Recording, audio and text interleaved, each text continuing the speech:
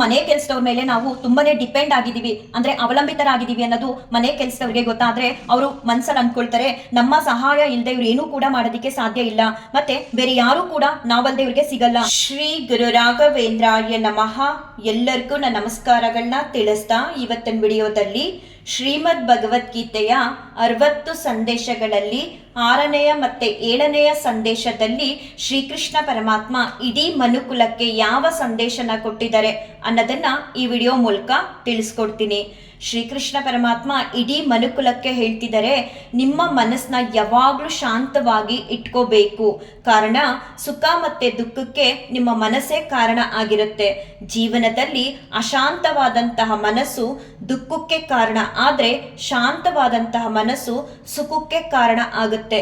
ಸುಖ ಮತ್ತೆ ಈ ದುಃಖ ಇವೆರಡು ಶಾಂತ ಮತ್ತೆ ಅಶಾಂತ ಮನಸ್ಸಿನ ಪರಿಣಾಮಗಳಾಗಿರುತ್ತೆ. ಹಾಗಾಗಿ ಮನಸ್ಸನ್ನ ಯಾವಾಗ್ಲೂ ಶಾಂತವಾಗಿ ಇಟ್ಕೋಬೇಕು ಅಂತ ಶ್ರೀಕೃಷ್ಣ ಪರಮಾತ್ಮ ತಿಳಿಸ್ತಿದ್ದಾರೆ. ಅಶಾಂತವಾದಂತಹ ಮನಸ್ಸು ನಮ್ಮೊಳಗಡೆ ದುಃಖಕ್ಕೆ ಜನ್ಮ ಅನ್ನೋದನ್ನ ಕೊಟ್ರೆ, ಶಾಂತವಾದಂತಹ ಮನಸ್ಸು ನಮ್ಮೊಳಗಡೆ ಪರಮಾನಂದನ ಸೃಷ್ಟಿ ಮಾಡುತ್ತೆ, ಅಂದ್ರೆ ಪರಮಾನಂದಕ್ಕೆ ಜನ್ಮನ ನೀಡುತ್ತೆ. ಜೊತೆಗೆ ಶ್ರೀಕೃಷ್ಣ ಪರಮಾತ್ಮ ಅವರ 6ನೇ ಸಂದೇಶದಲ್ಲಿ ತಿಳಿಸ್ತಿದ್ದಾರೆ, ಮನಸ್ಸಲ್ಲಿ ಯಾವುದೇ ವಿಚಾರವಾಗಿ ನೀವು ಶಂಕೆ ಅನ್ನೋದನ್ನ ಸೃಷ್ಟಿ ಮಾಡ್ಕೋಬೇಡಿ. ಹೆಚ್ಚಾಗಿ ನಿಮ್ಮ ಮನಸ್ಸಿನಲ್ಲಿ ಶಂಕೆ ಅನ್ನೋದನ್ನ ಸೃಷ್ಟಿ ಮಾಡ್ಕೊಂಡ್ರೆ ಇದರಿಂದ ತಪ್ಪು ಕಲ್ಪನೆಗಳ ಪರ್ವತವನ್ನೇ ನೀವು ಸೃಷ್ಟಿ ಮಾಡ್ಕೊಂಡ ಹಾಗೆ ಆಗುತ್ತೆ. ಈ ರೀತಿ ತಪ್ಪು ಕಲ್ಪನೆಗಳ ಪರ್ವತನ ನೀವು ಸೃಷ್ಟಿ ಮಾಡ್ಕೊಂಡ್ರೆ ಜೀವನದಲ್ಲಿ ಇರುವಂತಹ ಸುಖನೂ ಕೂಡ ನೀವು ಕಳ್ಕೊಂಡು ಇನ್ನು ಹೆಚ್ಚಾಗಿ ದುಃಖ ಅನ್ನೋದನ್ನ ಅನುಭವಿಸ್ತೀರಾ. ಆ ಕಾರಣಕ್ಕೆ ಮನಸ್ಸಿನಲ್ಲಿ ಶಂಕೆ ಅನ್ನೋದನ್ನ ಹೆಚ್ಚಾಗಿ ಸೃಷ್ಟಿ ಮಾಡ್ಕೋಬಾರ್ದು ಅಂತ ಶ್ರೀಕೃಷ್ಣ ಪರಮಾತ್ಮ ತಿಳಿಸ್ತಿದ್ದಾರೆ. ಹಾಗೆ ಶ್ರೀಕೃಷ್ಣ ಪರಮಾತ್ಮ ಇಡೀ ಮನುಕುಲಕ್ಕೆ ತಿಳಿಸ್ತಿದ್ದಾರೆ, ಯಾವ ಮನುಷ್ಯನ ಮನಸ್ಸು ಅವನ ವಶದಲ್ಲೇ ಇರುತ್ತೋ ಅಂತಹ ಮನುಷ್ಯನ ಮನಸ್ಸು ಅವನಿಗೆ ಯಾವಾಗ್ಲೂ ಮಿತ್ರನಾಗಿರುತ್ತೆ. ಹಾಗೆ ಯಾವ ಮನುಷ್ಯನ ಮನಸ್ಸು ಅವನ ವಶದಲ್ಲಿರೋದಿಲ್ವೋ ಅಂತಹ ಮನುಷ್ಯನ ಮನಸ್ಸು ಯಾವಾಗ್ಲೂ ಅವನಿಗೆ ಶತ್ರುವಾಗೇ ಇರುತ್ತೆ. ಹಾಗಾಗಿ ಯಾವಾಗ್ಲೂ ನಮ್ಮ ಮನಸ್ಸನ್ನ ನಮ್ಮ ಮಿತ್ರನಾಗಿ ಇಟ್ಕೋಬೇಕು. ಈ ರೀತಿ ಮಿತ್ರನಾಗಿ ಇಟ್ಕೊಳ್ಳೋದ್ರಿಂದ ನಮ್ಮ ಮನಸ್ಸಿನಲ್ಲಿ ಸುಖ ಅನ್ನೋದು ಹೆಚ್ಚಾಗಿರುತ್ತೆ, ಶಾಂತಿ ಅನ್ನೋದು ಹೆಚ್ಚಾಗಿರುತ್ತೆ. ನಮ್ಮ ಮನಸ್ಸನ್ನ ನಾವೇನಾದ್ರೂ ಶತ್ರು ರೀತಿಲಿ ನೋಡಿದ್ರೆ ಅದರಿಂದ ನಾವು ಅಶಾಂತಿ ಮತ್ತೆ ದುಃಖನ ಹೆಚ್ಚಾಗಿ ಪಡಬೇಕಾಗುತ್ತೆ. ಈ ಕಾರಣಗಳಿಂದ ಶ್ರೀಕೃಷ್ಣ ಪರಮಾತ್ಮ ಇಡೀ ಮನುಕುಲಕ್ಕೆ ತಿಳಿಸ್ತಿದ್ದಾರೆ, ನಿಮ್ಮ ಮನಸ್ಸನ್ನ ನೀವು ಯಾವಾಗ್ಲೂ ಶಾಂತವಾಗಿ ಇಟ್ಕೋಬೇಕು ಅಂತ. ಇನ್ನು 7ನೇ ಸಂದೇಶದಲ್ಲಿ ಶ್ರೀಕೃಷ್ಣ ಪರಮಾತ್ಮ ಇಡೀ ಮನುಕುಲಕ್ಕೆ ಯಾವ ಸಂದೇಶನ ಕೊಟ್ಟಿದ್ದಾರೆ ಅಂತ ನೋಡೋದಾದ್ರೆ, ಶ್ರೀಕೃಷ್ಣ ಪರಮಾತ್ಮ ಹೇಳ್ತಾರೆ, ಜೀವನದಲ್ಲಿ ಎಂದಿಗೂ ನಿಮ್ಮನ್ನ ಬೇರೆಯವರಿಗೆ ಅವಲಂಬಿತರಾಗಿ ಮಾಡ್ಕೋಬೇಡಿ. ಯಾಕಂತ ಅಂದ್ರೆ ನೀವೇನಾದ್ರೂ ಬೇರೆಯವ್ರಿಗೆ ನಿಮ್ಮನ್ನ ನೀವು ಅವಲಂಬಿತರಾಗಿ ಮಾಡ್ಕೊಂಡ್ರೆ ಅವರಿಂದ ದುಃಖ ಅನ್ನೋದನ್ನ ಪಡೆಯೋದಕ್ಕೆ ಶುರು ಮಾಡ್ಕೊಳ್ತೀರಾ, ದುಃಖ ಅನ್ನೋದನ್ನ ಹೆಚ್ಚಾಗಿ ಪಡ್ಕೊಳ್ತೀರಾ. ಮತ್ತೆ ನೀವು ಯಾರನ್ನ ಅವಲಂಬಿತರಾಗ್ತಿರೋ ಅವರು ನಿಮ್ಮಿಂದ ಲಾಭ ಅನ್ನೋದನ್ನ ಪಡ್ಕೊಳ್ತಾರೆ. ಆ ಕಾರಣಕ್ಕೆ ನೀವು ಯಾರ ಮೇಲೂ ಕೂಡ ಅವಲಂಬಿತರ ಆಗ್ಬೇಡಿ, ಅಂದ್ರೆ ಡಿಪೆಂಡ್ ಆಗಬಾರ್ದು ಅಂತ ಶ್ರೀಕೃಷ್ಣ ಪರಮಾತ್ಮ ತಿಳಿಸ್ತಿದ್ದಾರೆ. ಉದಾಹರಣೆಗೆ ನಮ್ಮ ಮನೆ ಕೆಲಸದವ್ರ ಮೇಲೆ ನಾವು ತುಂಬಾನೇ ಡಿಪೆಂಡ್ ಆಗಿದ್ದೀವಿ, ಅಂದ್ರೆ ಅವಲಂಬಿತರಾಗಿದ್ದೀವಿ ಅನ್ನೋದು ಮನೆ ಕೆಲಸದವ್ರಿಗೆ ಗೊತ್ತಾದ್ರೆ ಅವರು ಮನ್ಸಲ್ಲಿ ಅಂದ್ಕೊಳ್ತಾರೆ, ನಮ್ಮ ಸಹಾಯ ಇಲ್ಲದೆ ಇವ್ರು ಏನೂ ಕೂಡ ಮಾಡೋದಕ್ಕೆ ಸಾಧ್ಯ ಇಲ್ಲ, ಮತ್ತೆ ಬೇರೆ ಯಾರು ಕೂಡ ನಾವಲ್ದೆ ಇವ್ರಿಗೆ ಸಿಗಲ್ಲ ಅಂತ ಹೇಳಿ ತೊಂದರೆ ಕೊಡೋದಕ್ಕೆ ಶುರು ಮಾಡ್ತಾರೆ.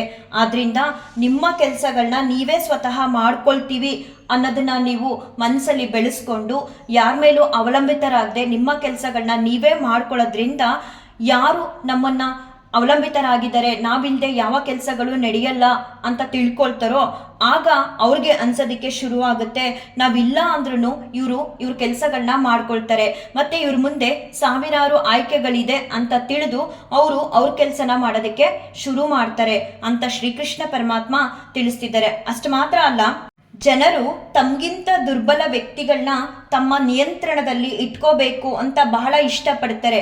ನೀವು ಸಾವಿರಾರು ಒಳ್ಳೆ ಕೆಲಸಗಳನ್ನ ಮಾಡಿದ್ರೂ ಕೂಡ ಅವರು ಅದ್ಯಾವುದನ್ನು ಕೂಡ ಗಮನಿಸಲ್ಲ. ಮತ್ತೆ ಅವ್ರ ಸಂತೋಷಕ್ಕೋಸ್ಕರ ನೀವು ಎಷ್ಟೇ ಒಳ್ಳೆ ಕೆಲಸ ಮಾಡಿದ್ರೂ ಕೂಡ ನಿಮ್ಮ ಕುತ್ತಿಗೆನ ಹಿಡಿತಾರೆ. ಮತ್ತೆ ನಿಮ್ಮಲ್ಲಿ ಏನಾದರೂ ಪ್ರತಿಭೆ ಇದ್ದರೆ ನಿಮ್ಮ ರೆಕ್ಕೆಗಳನ್ನ ಕತ್ತರಿಸ್ತಾರೆ.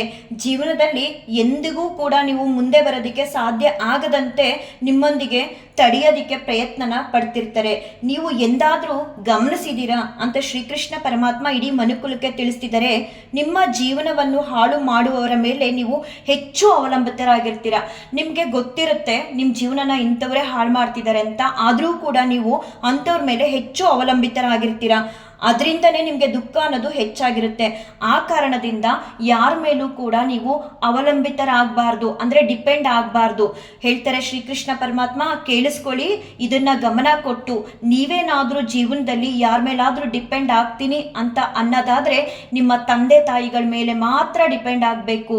ಯಾಕಂದ್ರೆ ನಿಮ್ಮ ತಂದೆ ತಾಯಿಗಳು ನಿಮ್ಮಿಂದ ಯಾವುದೇ ರೀತಿ ಲಾಭ ಅನ್ನೋದನ್ನ ಪಡೆಯೋ ಉದ್ದೇಶನ ಹೊಂದಿರಲ್ಲ, ಮತ್ತೆ ನಿಮಗೆ ಯಾವುದೇ ರೀತಿಯಾದ ದುಃಖ ಅನ್ನೋದನ್ನ ಕೊಡಲ್ಲ. ಈ ಕಾರಣಕ್ಕೆ ಶ್ರೀಕೃಷ್ಣ ಪರಮಾತ್ಮ ಹೇಳ್ತಿದ್ದಾರೆ, ನೀವೇನಾದರೂ ಜೀವನದಲ್ಲಿ ಅವಲಂಬಿತರಾಗ್ತೀನಿ ಅಂತ ಬೇರೆಯವ್ರ ಮೇಲೆ ಅವಲಂಬಿತರಾದ್ರೆ ಅದು ನಿಮ್ಮ ತಂದೆ ತಾಯಿಯೊಟ್ಟಿಗೆ ಅವಲಂಬಿತರಾಗಿ ಅಂತ ಶ್ರೀಕೃಷ್ಣ ಪರಮಾತ್ಮ ತಿಳಿಸ್ತಿದ್ದಾರೆ. ಇಡೀ ಮನುಕುಲಕ್ಕೆ ಶ್ರೀಕೃಷ್ಣ ಪರಮಾತ್ಮ ಹೇಳ್ತಿದ್ದಾರೆ, ಇದನ್ನ ಬಿಟ್ಟು ಅಂದ್ರೆ ತಂದೆ ತಾಯಿ ಮೇಲೆ ನೀವು ಅವಲಂಬಿತರಾಗದನ್ನ ಬಿಟ್ಟು ಏನಾದರೂ ಜೀವನದಲ್ಲಿ ಸ್ವಲ್ಪ ಸಂತೋಷದಿಂದ ಇರಬೇಕು ಅಂತ ಹೇಳಿ ಯಾರ ಮೇಲಾದರೂ ನೀವು ಡಿಪೆಂಡ್ ಆದರೆ ಅವರಿಂದ ನಿಮ್ಮ ಕಣ್ಣಲ್ಲಿ ರಕ್ತ ಕಣ್ಣೀರು ಬರೋ ಹಾಗೆ ಮಾಡ್ತಾರೆ, ನರ್ಕ ಅನ್ನೋದನ್ನ ತೋರಿಸ್ತಾರೆ. ನೀವು ಗಮನದಲ್ಲಿ ಇಟ್ಕೊಂಡು ನೋಡ್ಬೋದು, ನಿಮ್ಮ ಕಣ್ಣೀರಿಗೆ ಕಾರಣ ನೀವು ಅವಲಂಬಿತರಾಗಿರುವಂತಹ ವ್ಯಕ್ತಿಗಳೇ ಹೊರತು ಬೇರೆ ಯಾರೂ ಅಲ್ಲ. ಆ ಕಾರಣಕ್ಕೆ ತಂದೆ ತಾಯಿಗಳ ಮೇಲೆ ಮಾತ್ರ ನೀವು ಅವಲಂಬಿತರಾಗಬೇಕು ಅನ್ನೋ ಸಂದೇಶನ ಇಡೀ ಮನುಕುಲಕ್ಕೆ ಶ್ರೀಕೃಷ್ಣ ಪರಮಾತ್ಮ ತಿಳಿಸಿದ್ದಾರೆ. ಇಲ್ಲಿವರೆಗೂ ಶ್ರೀಮದ್ ಭಗವದ್ಗೀತೆಯ 7 ಸಂದೇಶಗಳನ್ನ ನನ್ನ ವಿಡಿಯೋ ಮೂಲಕ ತಿಳಿಸ್ತಾ ಬರ್ತಿದ್ದೀನಿ. ನಿಜವಾಗ್ಲೂ ಇದನ್ನ ಹೇಳ್ತಿರ್ಬೇಕಾದ್ರೂ ಮತ್ತೆ ನಾನು ತಿಳ್ಕೊಂಡಾಗ್ಲೂ ತುಂಬಾನೇ ಒಳ್ಳೆ ಸಂದೇಶನ ಇಡೀ ಮನುಕುಲಕ್ಕೆ ಶ್ರೀಕೃಷ್ಣ ಪರಮಾತ್ಮ ಕೊಟ್ಟಿದ್ದಾರೆ.